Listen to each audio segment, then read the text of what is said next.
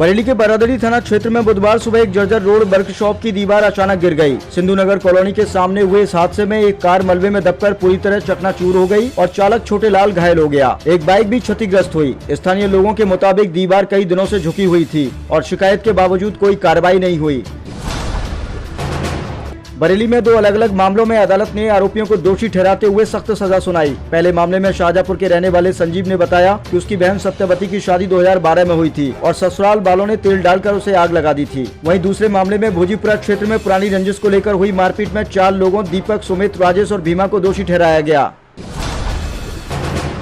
बरेली में आयुष्मान भारत योजना से जुड़े 4 निजी अस्पतालों को अस्थायी रूप से सस्पेंड कर दिया गया है। इन अस्पतालों ने नए पोर्टल पर जरूरी रिकॉर्ड अपलोड नहीं किया था, जिसके चलते साजिश ने यह कार्रवाई की। निलंबन के दौरान अस्पताल मरीजों को भर्ती तो करेंगे, लेकिन आयुष्मान योजना के तहत इलाज का अप्रूवल नहीं मिलेगा।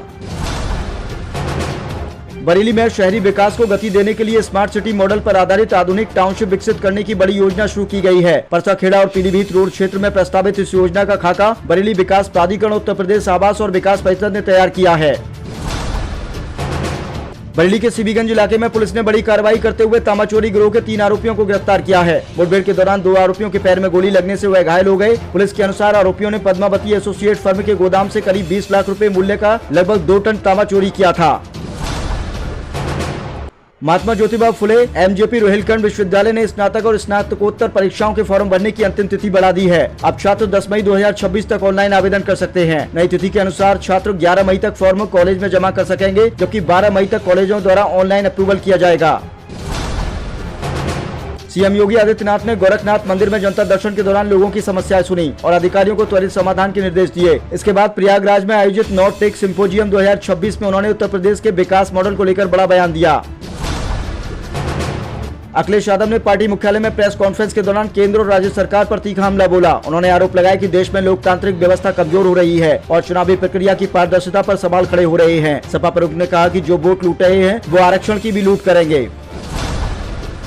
देश में राष्ट्रीय प्रतीकों को लेकर केंद्र सरकार ने बड़ा कदम उठाया है। प्रधानमंत्री नरेंद्र मोदी की अध्यक्षता में हुई कैबिनेट बैठक में राष्ट्रगीत वंदे मातरम को राष्ट्रीय गान, जनगण मनगण के बराबर दर्जा देने का फैसला किया गया है। इसके साथ ही राष्ट्रीय गौरव अपमान निवारण अधिनियम में संशोधन की मंजूरी दी गई है, जिसके तहत अब वंदे मातरम का अपमान या इससे गायन में बाधा डालने पर सजा का प्रावधान होगा।